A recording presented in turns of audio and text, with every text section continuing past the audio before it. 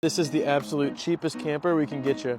Excluding this pop-up, this thing is technically cheaper, but this one here is the cheapest non-pop-up camper that we can get you. This is a 2019 Avenger 26BH, and this bad Jackson is selling for under 15,000 clams. Certainly not the most aesthetically pleasing camper, but we got all our goodies we need. Spare tire, backup camera mount.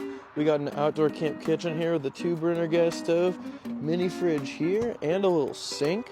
15-foot awning up top, 2 outdoor speakers, but let's get on inside this honker. Wowee zowie. Apparently this is a 2019. It definitely feels more like 2009 in here. This is a pretty decent camper for the price. We got 2 bunks in the very back. Each of them has their own light. Rear bathroom in here. Our toilet and shower are kept separate from the sink so we can get ready in the morning without disrupting whoever is taking a dookie or a shower.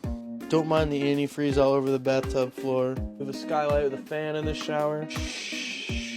Here we got our little kitchen area. Really big sink actually, detachable faucet, 3-burner gas stove top, little bitty oven, and then a microwave above that. This refrigerator's got travel locks built in. I'm gonna guess like 6 cubic feet in that, John. Directly behind me we got this little jackknife sofa here. This thing will fold out and turn into a bed. That's not a good bed for adults, but if you got a kid or a pet, it's great for them. And then the booth dinette over here, this will convert into a double.